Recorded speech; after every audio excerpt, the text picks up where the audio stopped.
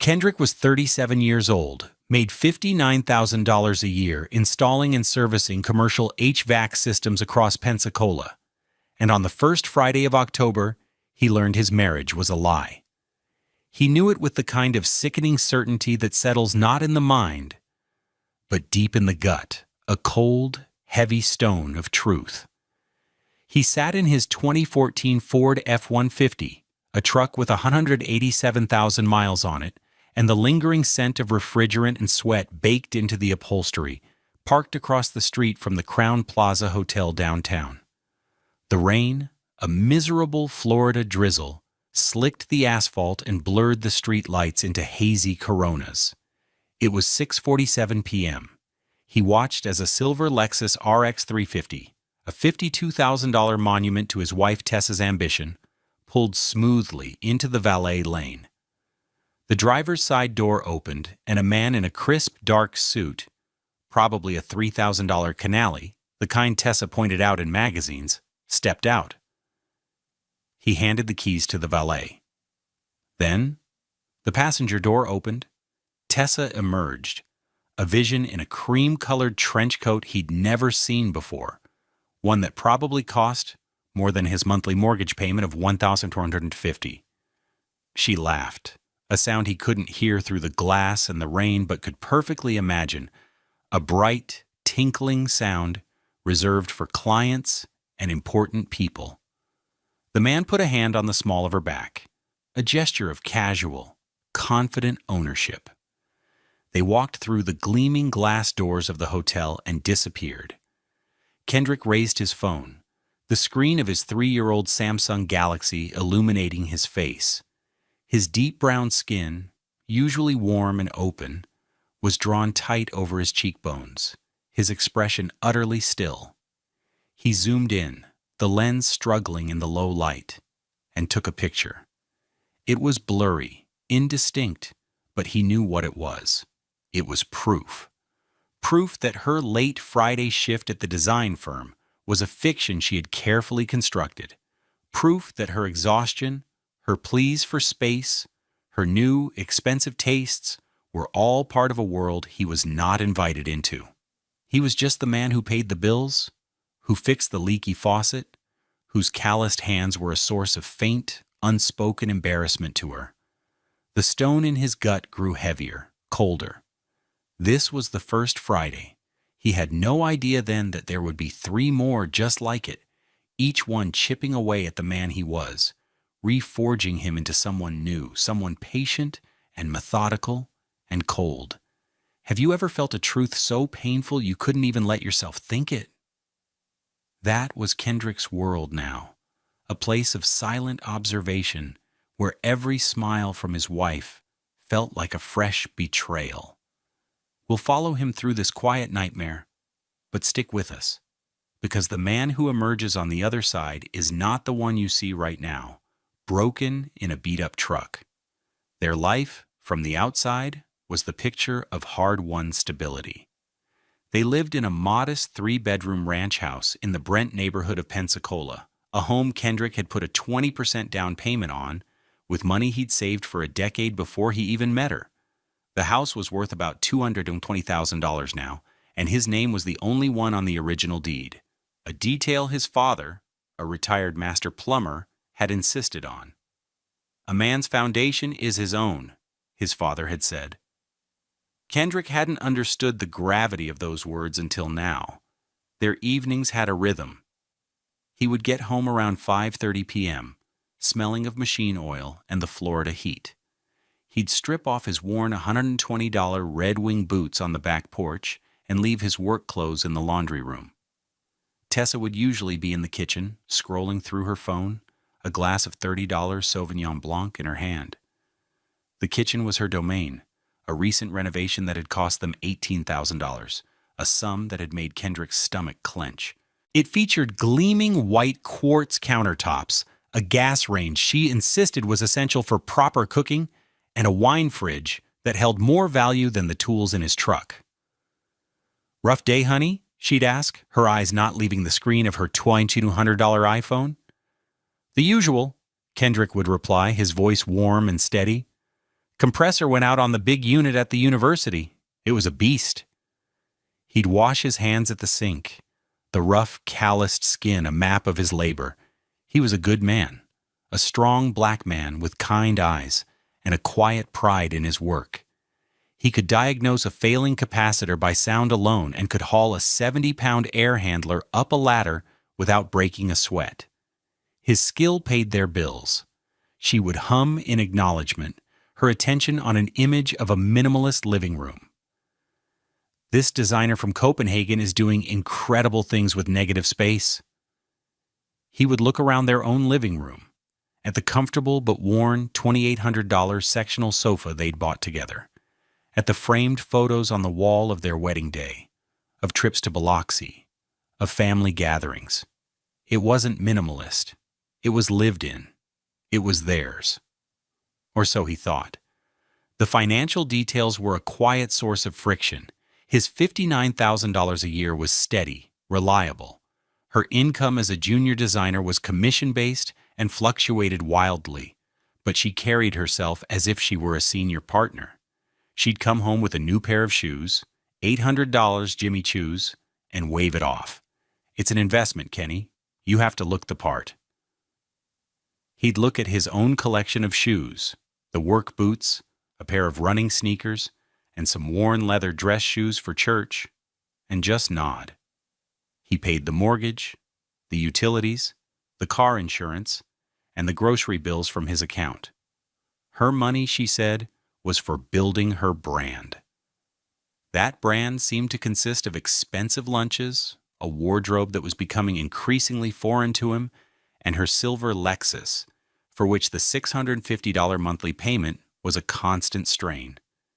He drove his F-150, paid off 5 years ago. It was practical. It was his. He remembered one Saturday afternoon a few months back. The garbage disposal was jammed. He was under the sink, his broad shoulders barely fitting in the cramped cabinet, the smell of stale water and metal filling the air. He had the whole thing disassembled on a towel on the floor. Tessa walked in with two of her friends from the design firm, women with sharp haircuts and architectural jewelry. "What's going on under there?" one of them asked, laughing. Tessa sighed, a theatrical, long-suffering sound. "Oh, you know, Kendrick and his projects. He can fix anything with his hands. It's so quaint." The word hung in the air, quaint, like he was a charming relic, a blacksmith in a world of 3D printers. He felt a hot flush of shame creep up his neck. He said nothing.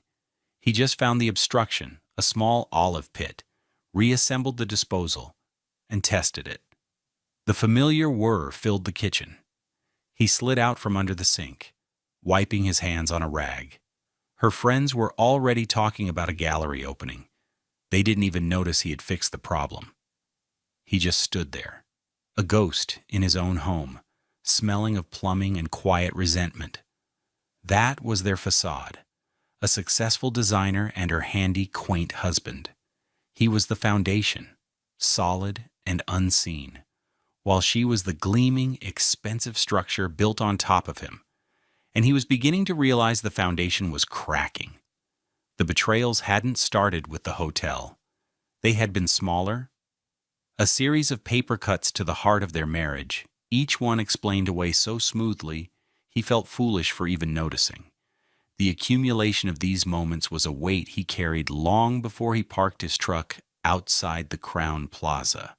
The rule about Fridays began about 6 months ago. It was a Thursday night, and he was rubbing her feet as they watched some reality show about selling luxury real estate. Her feet were always sore, she said, from walking around in her expensive heels all day. "Kenny," she said, her tone serious, "we need to talk about my Fridays." He squeezed her arch gently.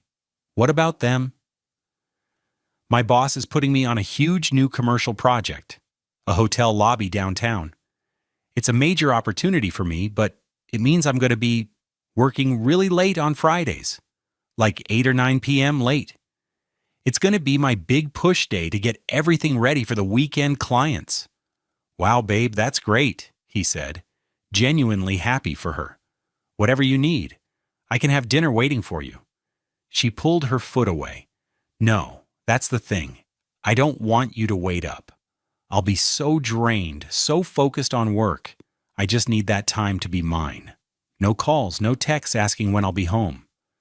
Friday is my day to just crush it at work. It's my career. You get that, right?" He felt a small, prickling sense of unease. "So, I just shouldn't talk to you all evening?" "It's not like that," she said, her voice taking on a slightly condescending edge. "It's about respecting my professional space. It's what partners do. They support each other's ambitions. So from now on, Friday is mine. Don't follow me, don't check up on me, just trust me." The phrase "don't follow me" struck him as odd, overly dramatic. Why would he follow her? But he loved her, and he wanted to be supportive. So he agreed. "Okay, Tessa, I get it. Friday is yours." He had no idea how wrong he was, or how those exact words would echo in his mind later, tasting like poison. Then came the financial discoveries. He handled their main budget, and he noticed a charge on their joint credit card, the one they used for household expenses, for $280 at a restaurant called the Grand Mariner. He'd never heard of it. He looked it up. It was a high-end seafood place on the bay, famous for its sunset views and $1,000 wine list. He brought it up casually that weekend. "Hey, I saw a charge for the Grand Mariner. Did you take a client there?" She didn't even look up from her laptop. "Oh yeah, that was with the hotel developers. Had to wine and dine them. It's part of the job, Kenny." $280 seems like a lot for a work dinner," he said, trying to keep his tone light. She finally looked at him, her eyes cold. "Do you know how much this contract is worth? A tiny fraction of that. Do you want me to succeed or not? Because sometimes it feels like you're trying to nickel and dime my career to death." He backed down immediately. "No, of course not. I was just asking." He felt small and cheap, like he didn't understand her sophisticated world. He never questioned her expenses again. He simply started paying closer attention. He saw more charges, for lunches at expensive cafes, for clothes from boutiques he'd never heard of. It was a slow bleed, a steady siphoning of their shared resources into her separate life. The most painful betrayals were the personal ones, the little moments of public humiliation. They were at a barbecue at her boss's house, a sprawling waterfront property in a gated community. Kendrick, in his best polo shirt and clean jeans, felt out of place among the architects and designers in their linen shirts and loafers that cost more than his monthly truck payment would have been. He was talking to another husband, a real estate lawyer, about fishing. It was a comfortable, easy conversation. Tessa walked over, a champagne flute in her hand, and draped an arm over his shoulder. "I see you found my wonderful Kendrick," she said to the lawyer, her voice dripping with a strange, sweet condescension. "He's my rock, so practical. I swear, if the world ended, he'd be able to build us a shelter out of scrap metal and pure stubbornness." She meant it as a compliment, he thought, but it landed like an insult. It defined him as a simple creature of labor, a beast of burden, while she and her friends were the architects of the beautiful world. The lawyer gave a tight, polite smile and quickly excused himself. Tessa didn't seem to notice. She just squeezed his shoulder. "Don't be shy, honey, mingle." He spent the rest of the party standing by the grill talking to the caterers. He felt more at home with them. He watched his wife across the perfectly manicured lawn, laughing and networking, a radiant star in a galaxy he could see but never enter. He realized then that she wasn't just living a separate life on Fridays. She was living a separate life right in front of him, every single day. He was just the convenient, reliable, quaint husband who made it all possible. The weight of that realization was crushing. The first Friday of the surveillance was born from a simple, unavoidable fact. A co-worker at the HVAC depot had his hours cut, and Kendrick, feeling generous, offered to cover his Friday afternoon emergency call-out shift. It meant he wouldn't get home until 7 p.m. He sent Tessa a text at 4 p.m. to let her know, "Hey, covering for Mike, won't be home till after 7. Her reply came back instantly. "Okay, remember what we talked about. Friday is my late night. Don't worry about me." He didn't think much of it until he finished his job. A simple thermostat replacement in a dental office, an hour early. It was 6:15 p.m. He was driving home down Palafox Street when he saw it. Tessa's silver Lexus, parked outside a boutique he knew she loved. He smiled, thinking he'd surprise her. Maybe they could grab a quick bite after all. He pulled into a parking spot a block away and started walking. But as he got closer, he saw she wasn't alone. She was walking out of the store with a man, tall and silver-haired, impeccably dressed. They were laughing. The man opened the passenger door of her Lexus for her. It was a gesture of old-fashioned chivalry that felt strangely intimate. Kendrick stopped in his tracks, his heart starting to pound a slow, heavy rhythm against his ribs. He watched as the man got into the driver's seat of her car and pulled out into traffic. Kendrick's mind raced. A client? Her boss? Why was he driving her car? An instinct he didn't know he possessed took over. He ran back to his truck, started the engine with a roar, and pulled out, keeping a safe distance.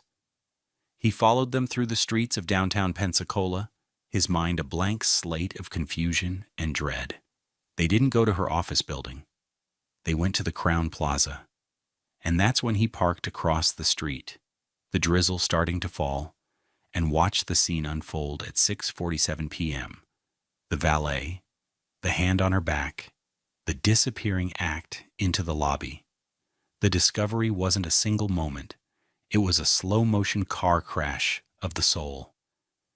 He sat in his truck for a full hour, the rain drumming on the roof, the engine cold. He didn't feel anger, not yet. He just felt a profound, hollowing emptiness. The woman he loved, the life he had built, it was all a stage play. And he had just stumbled backstage and seen the actors without their costumes. He finally drove home, his hands trembling slightly on the steering wheel. The house was dark and quiet. He walked through the rooms, touching the furniture, looking at the photos. Everything looked different now, tainted. He went into their bedroom and opened her closet. It was a riot of color and texture, silks, cashmeres, linens. He saw the new cream-colored trench coat hanging there. He reached out and touched the sleeve. It was soft, expensive, and utterly alien. He saw the price tag still tucked inside. $150. He felt a wave of nausea. He backed out of the closet and closed the door. He spent the rest of the night on the worn sectional sofa in the living room, the one they'd picked out together. He didn't turn on the TV, he just sat in the dark, the blurry photo on his phone burning a hole in his consciousness. She came home at 9:43 p.m., humming to herself. She flipped on the light and her cheerful expression faltered when she saw him sitting there. "Kenny, you scared me. What are you doing sitting in the dark?" "Just thinking," he said, his voice raspy. "You look exhausted," she said, coming over and kissing the top of his head. Her lips were cold. She smelled faintly of wine and a perfume that wasn't hers, a musky, expensive scent. "Long day with that new project?" he asked, the words feeling like shards of glass in his mouth. "The absolute worst," she sighed, kicking off her $800 heels. "These developers are impossible. But I think I made a breakthrough." She was a brilliant liar, effortless. He looked at her face, the face he had loved for 7 years, and saw a complete stranger. It was in that moment, sitting on their couch in the dark, that the plan began to form. It wasn't a plan for revenge. It was a plan for survival. He would not confront her. He would not scream or cry. He would gather evidence. He would be patient. He would be still. And then he he would be gone. The next 4 weeks were the hardest of Kendrick's life. He was an actor in the play of his own marriage, performing the role of the loving, unsuspecting husband, while his real self was a cold, calculating observer.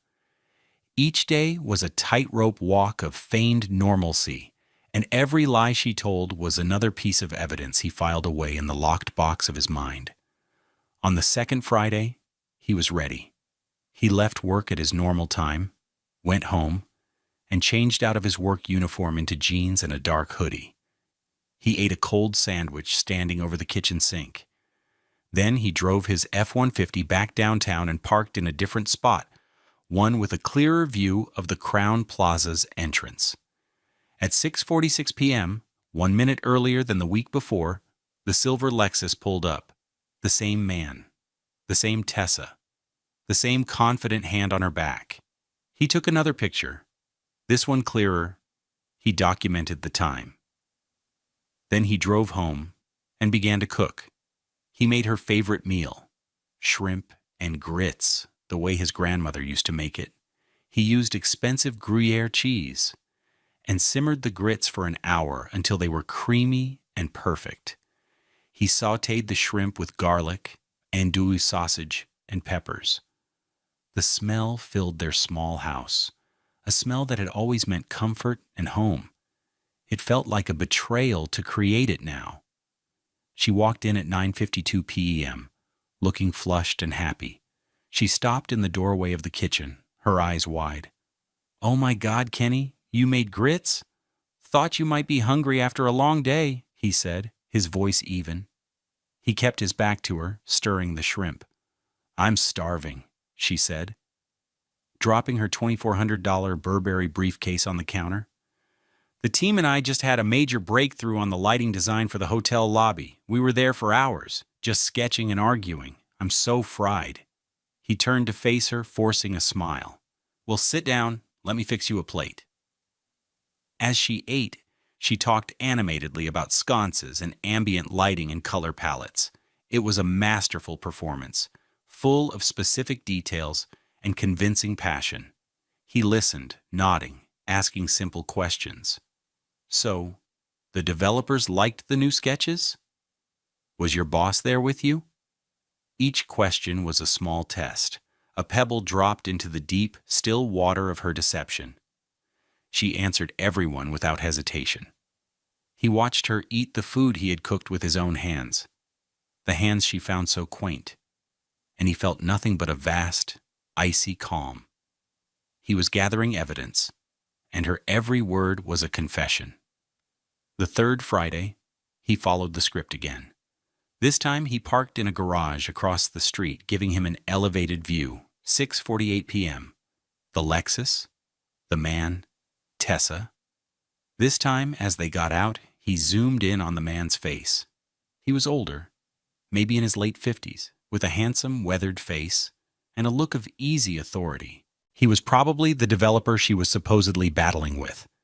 Kendrick took a series of sharp, clear photos. He now had a face. That night, he didn't cook. He ordered a pizza, a cheap $15 pepperoni from a local place. When she came home at 10:11 p.m., she looked annoyed. "Pizza? Really, Kenny?" "Yeah, I was tired," he said, not looking up from the TV. "I had the most stressful day. I was hoping for real food," she complained, throwing her keys on the table. "My boss is being a complete nightmare, second-guessing every choice I make. I almost walked out." "That sounds tough," he said, his voice flat. He could hear the lie straining at the edges of her voice. She was getting sloppy, her excuses more dramatic and less detailed. He imagined her in a plush hotel room, laughing over a bottle of expensive champagne, coming up with this story on the car ride home. The thought didn't even hurt anymore. It was just data. The fourth and final Friday was different. He didn't feel any dread or sadness. He felt a quiet, grim purpose. He drove to his observation spot, took his final damning photograph at 6:47 p.m., and then he didn't go home. He drove to a small, quiet park by the bay and sat on a bench watching the sunset paint the sky in strokes of orange and purple. The salt air felt clean in his lungs. He took out a small notebook and a pen. At the top of the page he wrote, "The plan." Underneath, he started making a list. Each item was a step toward his new life, a life without Tessa. He was no longer a victim. He was a strategist, and his campaign was about to begin. The 4 weeks of playing dumb were over. The next Friday, he would not be the one waiting in the dark. Have you ever had to pretend everything was okay when your world was falling apart? It takes a strength most people don't know they have. Kendrick found that strength, and he was about to use it. The storm was coming for Tessa, and she had no idea she was the one caught in its eye. On Monday morning, Kendrick called in sick to work for the first time in 5 years. He told his supervisor he had a stomach bug, a lie that came easily now. His first appointment at 9 a.m. was with a lawyer. Her name was Sarah Jenkins, a name he'd gotten from a guy in his softball league whose cousin had gone through a nasty divorce. Her office was in a modest building on North 9th Avenue, far from the gleaming glass towers downtown where Tessa's firm was located. Sarah Jenkins was a sharp, impeccably dressed black woman in her 40s, with a no-nonsense air that Kendrick immediately trusted. She didn't offer platitudes or sympathy. She offered a cup of coffee and got straight to the point. "So, what can I do for you, Mr. Miller?" Her fee was $450 an hour, a sum that made his eyes water, but he knew it was an investment in his future. Kendrick didn't stumble over his words. He laid out the story with the calm precision of a man detailing a faulty wiring diagram. He explained the Friday is mine rule. He explained his discovery. Then he placed his phone on her polished mahogany desk and slid it across. He had created a folder. It was labeled simply Evidence. Inside were the photos from each of the 4 Fridays, all time-stamped. There were screenshots of the credit card statements with the suspicious charges highlighted. There was a copy of the deed to his house, showing he was the sole original owner. And there was a printout of his personal savings account statement, an account Tessa knew nothing about. It was an emergency fund he had been contributing to since he was 20 years old. Started with a $500 check from his grandmother. It now held $40,750. Sarah Jenkins looked through everything, her expression unreadable. She swiped through the photos, her brow furrowed slightly. She studied the bank statements. When she was done, she looked up at him, and for the first time he saw a flicker of empathy in her eyes. "She has no idea, does she?" "No," Kendrick said. "She thinks I'm a simple man. She thinks I don't pay attention." "That's a common and very expensive mistake for people to make," Sarah said, a grim smile touching her lips. "Okay, Mr. Miller. Here's what we're going to do. Florida is a no-fault state, which is good, but it's also an equitable distribution state. However, assets acquired before the marriage, if they've been kept separate, are generally considered non-marital property. This house," she tapped the deed, "and this savings account," she tapped the bank statement, "are your strongest assets. We are going to protect them." They spent the next hour mapping out the strategy. It was cold, methodical, and devastatingly effective. She called it a swift and total extraction. "The key," she explained, "is to act decisively and control the narrative. We file first. We serve her at a time and place of our choosing, and we secure your assets before she even knows what's happening." They decided on the following Friday, the 5th Friday. His next calls were to a moving company and a locksmith. He booked them both for Friday morning, paying the deposits with his secret savings account. The movers would arrive at 9 a.m., the locksmith at 11:30 a.m. The plan was timed to the minute. The rest of the week was a blur of forced normalcy. On Tuesday evening, Tessa came home excited. "Guess what? The developers loved my lighting proposal. They signed off on it." "That's fantastic, babe," Kendrick said, looking up from the TV. "I'm proud of you." The words felt like ashes in his mouth. On Wednesday, she complained about the cost of reframing some prints for a client. "It's almost $1,000. It's highway robbery." He nodded sympathetically, thinking of the $4,500 retainer he had just paid Sarah Jenkins. On Thursday night, she curled up next to him on the couch. "You've been quiet this week," she said, tracing a finger along his arm. "Everything okay?" He looked at her, at the woman he had promised to love and cherish, and felt a profound and final wave of grief. It was the death of the man he used to be, the trusting husband who would have done anything for her. That man was gone. In his place was someone else, someone she had created with her lies. "Just tired," he said, his voice a low rumble. "Long week?" "Well, tomorrow's Friday," she said brightly. "My big work night. Then the weekend's here." He looked into her eyes. "Yeah," he said. "Tomorrow's Friday." She had no idea what was coming. She'd made a critical mistake. She underestimated the simple man she married. The fifth Friday began like any other. The alarm went off at 6 a.m. They moved around each other in the familiar choreography of a married couple. She showered first while he made coffee.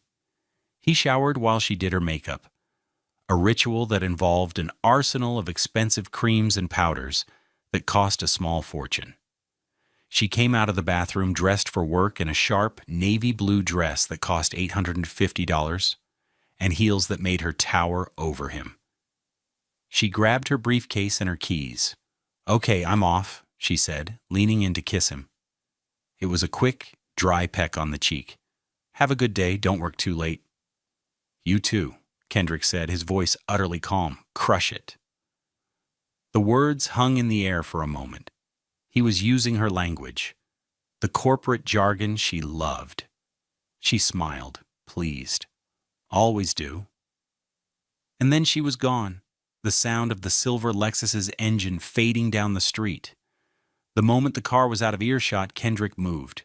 The house, once a home, was now a staging ground.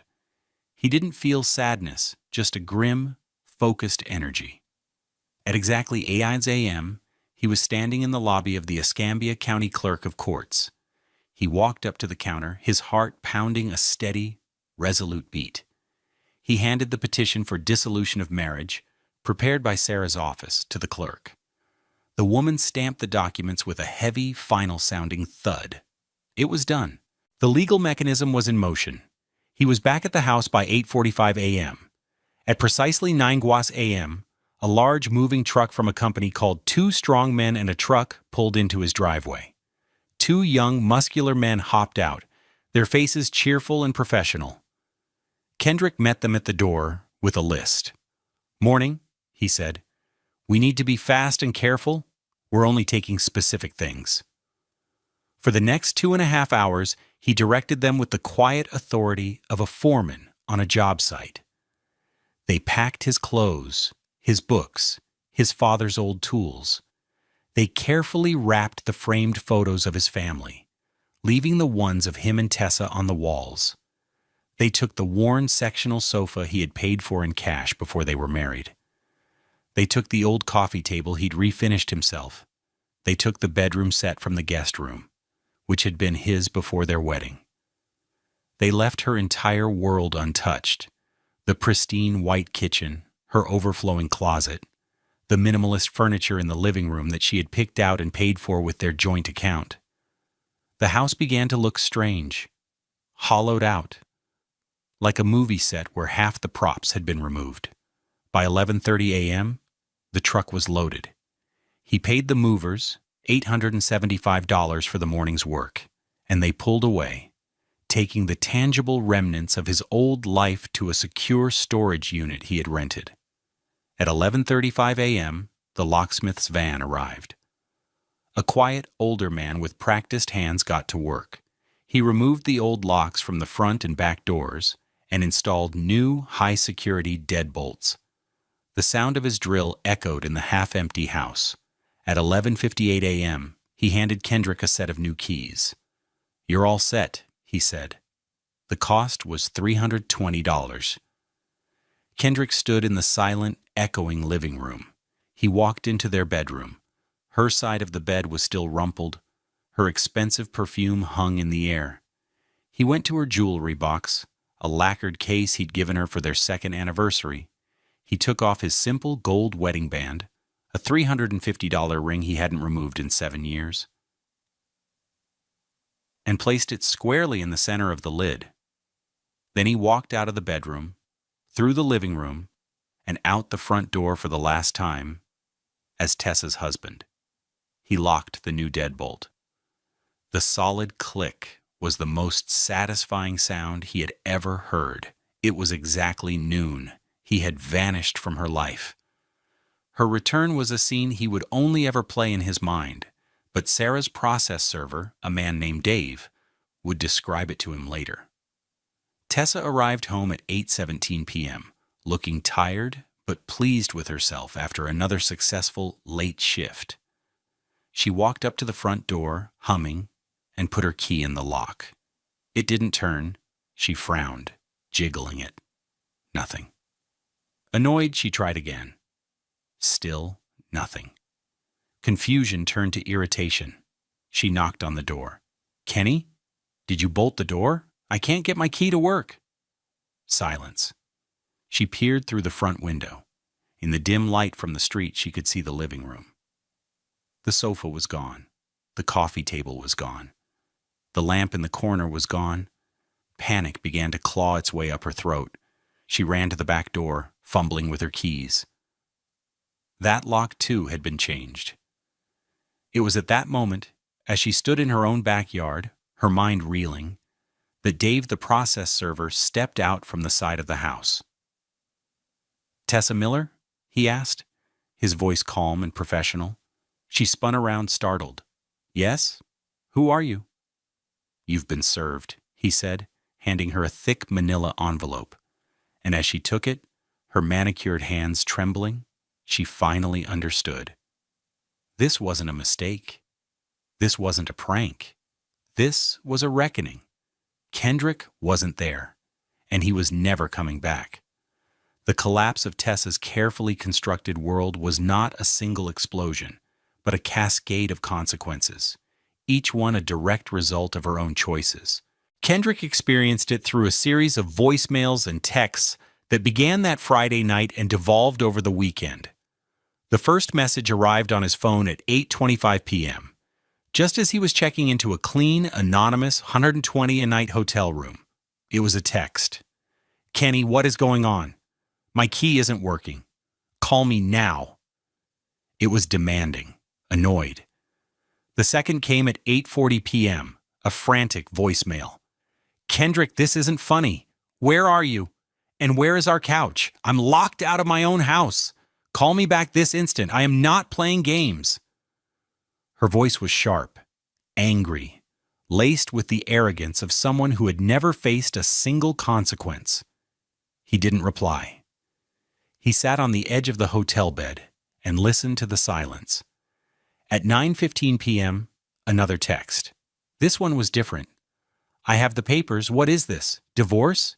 Is this some kind of joke?" The anger was giving way to disbelief. He received 10 more calls that night, each going straight to the voicemail he had set up. He didn't listen to them until the next morning, sitting in a small diner with a cup of black coffee. He played them one by one.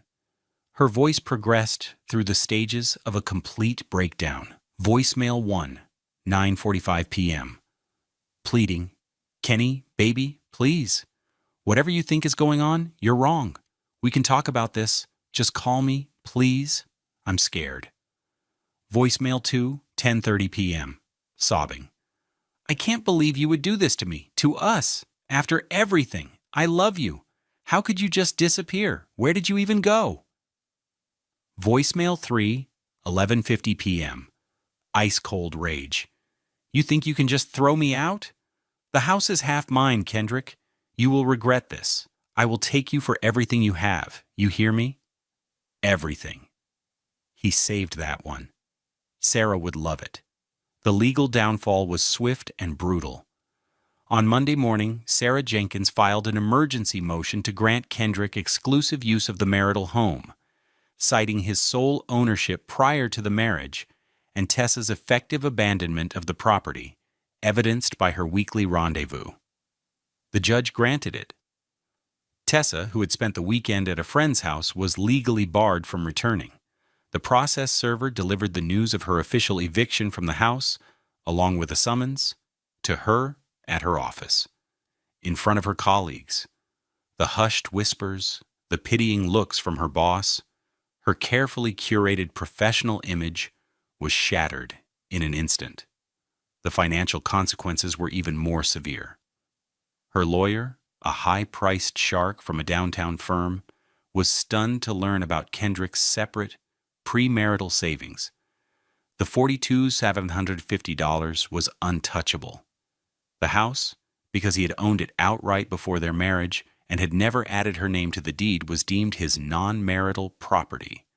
She was entitled to half the value it had appreciated during their marriage, which amounted to about $30,000, but that was offset by her share of the marital debt she had racked up on their joint credit cards, over $25,000 in clothes, dinners, and luxury goods. Her world, financed by his stability, crumbled. The $650 monthly payment on her silver Lexus was suddenly an impossible burden. Within 2 months, the $52,000 car was repossessed. She was forced to move into a tiny one-bedroom apartment in a less desirable part of town, with a rent of $300 a month that consumed most of her take-home pay. The final, most satisfying piece of the cascade came from an unexpected source. The man from the hotel, a wealthy real estate developer named Arthur Vance, was also married.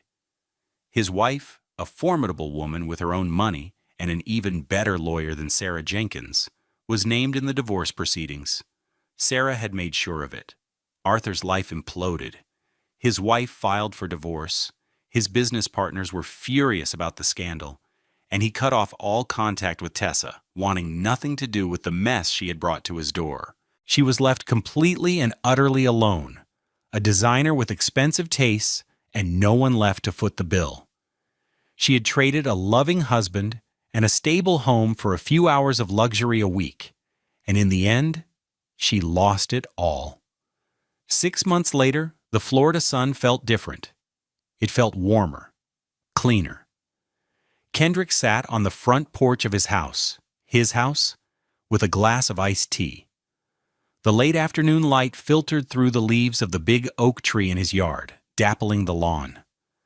The air smelled of freshly cut grass and blooming gardenias from the bushes he had planted along the fence. The house was no longer half empty. It felt whole again, filled not with expensive furniture, but with peace. He had rented out the 2 spare bedrooms. One was to Marcus, a promising 20-year-old kid from his HVAC company that he was mentoring. Marcus was a hard worker, respectful and eager to learn the trade. He reminded Kendrick of himself at that age. His $500 a month in rent was a nice supplement to Kendrick's income.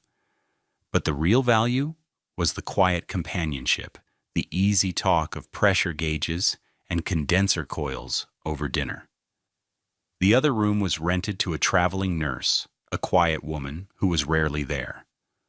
The living room now held a simple, sturdy sofa he'd bought from a second-hand store for $400. The walls were decorated with photos of his parents, his sister and her kids, and his softball team. They were a motley crew of plumbers, electricians, and mechanics called the Brent Bombers.